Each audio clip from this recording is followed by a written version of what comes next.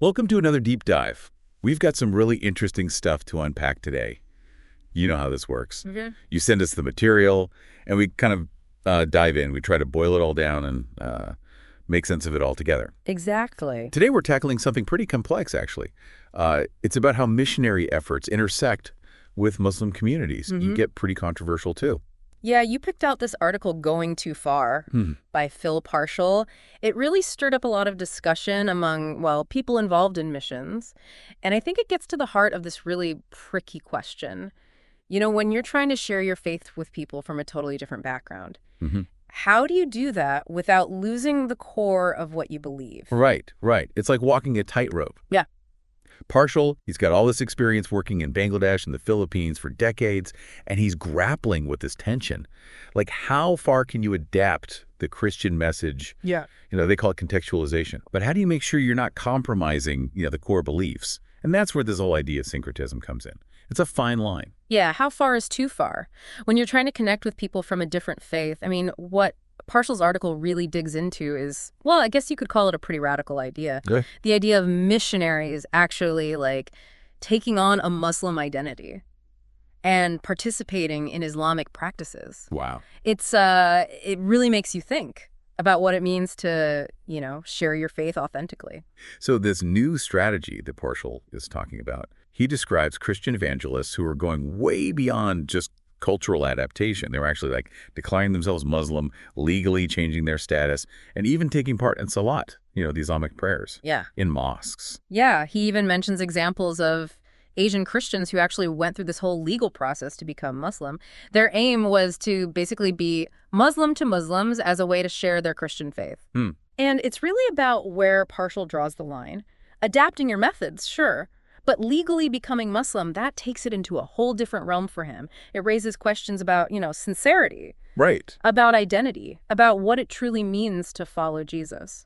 It's interesting, though, because there was this whole thing about Parshall's own view on mosque attendance. And it sounds like there was some misunderstanding about his position. Oh, absolutely. There was this idea floating around that Parshall thought Muslim converts should just stay in the mosque indefinitely. And he really pushes back against that in the article. He's pretty clear about that, yeah. Yeah, if you look at his book, Beyond the Mosque, he spends a lot of time talking about how and when a convert should leave the mosque. Yeah. It's definitely not about staying there long term, but he does recognize that there's a transition period. Right. It can't be too abrupt. It's like, think about Naaman in the Bible, 2 Kings chapter 5. After he's healed from leprosy, he asks the prophet Elisha about still bowing down in the temple of Rimmon.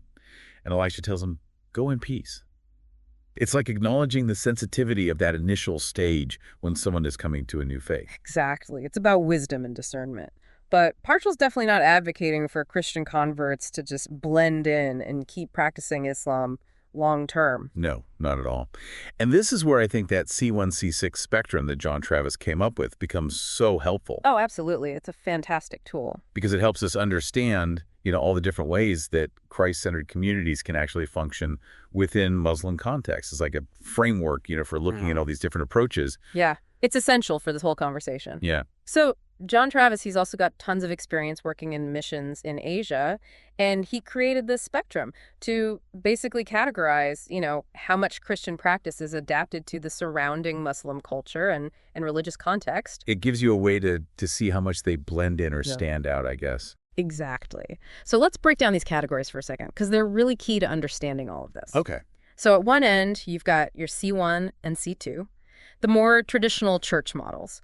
C1 uses a language that's foreign to the local Muslim culture, and C2 uses the local language, but still, the way they express their faith. It's distinctly Christian. It's often seen as something foreign, Okay, so that's one end of the spectrum, like the most distinct. Exactly. Then you move along, and you get to C3. This is where communities start to get a bit more contextualized, culturally speaking. They might use local art forms or social customs, but they still pretty clearly reject any kind of Islamic practices. It's like they're making an effort to connect culturally, but maintaining their Christian identity. Exactly. Now with C4, things start to shift even more. You could say this is where it gets really interesting. Okay. So these C4 communities, they integrate local culture, But they also bring in what they see as biblically acceptable Islamic forms. Like what kinds of things? Like, for example, praying with raised hands. Or fasting but understood through a Christian lens. Avoiding pork and alcohol. Using Islamic terminology, but in ways that align with Christian theology. Wow. Even adopting certain styles of dress that are common in the local Muslim community. So they're really trying to blend in a lot of ways. Yeah. But here's the thing. They're usually still seen by Muslim community as a kind of Christian, not as fully Muslim. It's like they're trying to find common ground. Exactly. And what's really fascinating is that Parshall's own team actually used a C4 strategy. Really? Yeah, starting back in 1975. And he talks about how they faced a lot of criticism at first, accusations of being on this dangerous slide. I can imagine. But he emphasizes that after 23 years, they stayed at C4. They were clearly teaching the core Christian message. So I think that experience really informs his perspective on the more radical approaches. Yeah, that makes sense, because then you get to C5 and things change pretty dramatically. Right. C5 is where believers are not only culturally integrated, but also officially Muslim. Like, they identify as Muslim. They live within the Muslim community. And they might reinterpret parts of Islamic theology that clash with the Bible. Their involvement in Islamic worship varies. Okay. But they're seen as Muslim by everyone else. And they see themselves that way, too. Muslims who follow Jesus.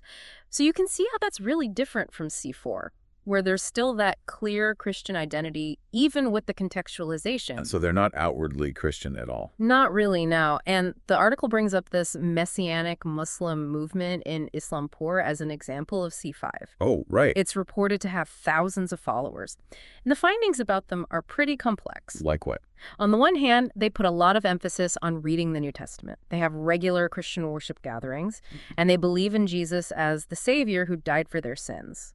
Which sounds, encouraging at first glance. But then there are these other aspects that would raise red flags for someone like Parshall. They widely believe in 4 holy books, and the Quran is considered the greatest. And a good chunk of these believers still go to the mosque every Friday. And they take part in prayers that affirm Muhammad as a prophet. So it's right on that line between contextualization and syncretism. For many people, it's just too much. Yeah, I see what you mean. And then there's C6, which is kind of the most hidden part of the spectrum. Okay. These are like secret or underground Muslim followers of Jesus. They don't have much of a visible community, if any. To the outside world, they're Muslim. And they identify as Muslim. Yeah. But their faith in Jesus is completely private, often because of, fear of persecution. Right. Or really serious social consequences. It's a completely different situation. So with all that in mind, that whole C1 to C6 spectrum, it makes Parshall's main question so much clearer. Yeah. Where do you draw the line between legitimate contextualization, adapting the way you communicate your faith, and syncretism, blending beliefs in a way that compromises essential doctrine? And you can see why he has such strong reservations about the C5 model and about missionaries becoming Muslim. It just goes too far for him. Right. And his arguments against it are, well, they're pretty straightforward. He talks about the Islamic theology that's built into the whole system of mosque practices, affirming Muhammad as the final prophet, denying the divinity of Jesus, the rituals of salat, all of that. And he makes this really interesting comparison. He says, imagine a Muslim joining a Christian church, taking communion, and then using that as a platform to promote Islam and try to convert people. It's a powerful analogy. It is. It makes you see it from a whole different perspective. Yeah. Parshall sees the C5 approach as potentially weakening Islam from the inside, which brings up huge ethical issues about being honest and transparent. He acknowledges that even C4 could be accused of some level of deception, but ultimately, he defends it as a legitimate form of cultural adaptation. C5, for him, that's crossing a line. It's like being dishonest about your true beliefs. Right, and promoting a watered-down version of Christianity. And he includes some real-life stories that really illustrate his concerns, like the one about Harry, the missionary who secretly joined in Salat in this remote village. At first, people were happy. They thought it was great that he was interested in their customs. Right. But when he told them he was a follower of Jesus, everything changed. They were angry, threatened him. Wow. They accused him of defiling the mosque. It's a powerful image. Yeah, it shows how deep these religious practices go for people. Right. And the potential for serious misunderstanding. If someone from another faith adopts those practices without being completely open about it, it's about respect, really. And then there's the case of Bob, a missionary who openly said that Muhammad was a prophet. Yeah. For Parshall, that's a clear example of syncretism, no matter what Bob's intentions were. And he points out how it negatively impacted Bob's ministry and his personal life. It's a cautionary tale. It's a reminder that our actions have consequences, even when our hearts are in the right place. Right. And the story of Abdul, this young Muslim convert, he heard a missionary speaker talk about building relationships by going to the mosque and pretending to be Muslim. Oh, wow. And so he did it. But afterward, he felt guilty, like he'd done something wrong. It really shows the inner struggle that these approaches can cause, even for new believers. It makes you think about the psychological and spiritual toll. Absolutely. It's a lot to carry, to navigate those complex identities. So with all these concerns, Parshall goes back to his guidelines from 1979 for avoiding syncretism in Muslim evangelism. Ah, yes. And they're still incredibly relevant today. They offer this framework for navigating this really tricky territory. They really do. It's about responsible engagement.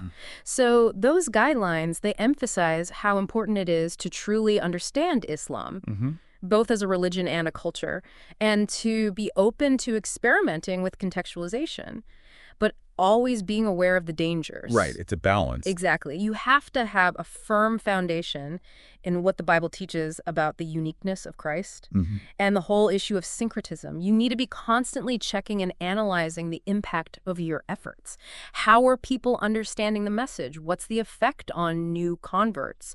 Are they growing in their understanding of the Bible? So it's about more than just, initial conversions. It's about long-term discipleship. Exactly. And finally, being careful not to just present a gospel that's been mixed with Western culture. It needs to be relevant to the local context. It's a holistic approach. In the end, Parshall acknowledges that those who support the C5 approach, they have good intentions. They genuinely want to reach Muslim communities.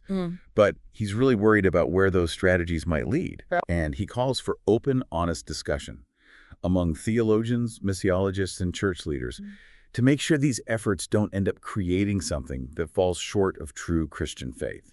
So what we've learned from this deep dive into Parshall's article is that this is a very sensitive and nuanced issue. It comes down to this fundamental tension. How do you connect with people of different faiths in a way that respects their culture while also holding on to the core of your own beliefs? It's a delicate balance. Absolutely. And Parshall's main concern is about missionaries adopting a Muslim identity and taking part in Islamic worship. He sees that as a really dangerous step. Yeah. It can blur the lines between the two faiths. And the C1, C6 spectrum, it's such a useful tool for understanding the different approaches to contextualization. It shows the wide range of views, even among people dedicated to sharing their faith. Yeah, no easy answers. It makes you think. Yeah. When we consider this basic human desire to connect with others and share what we believe is true, where do you draw the line when you're engaging with worldviews that are so different from your own?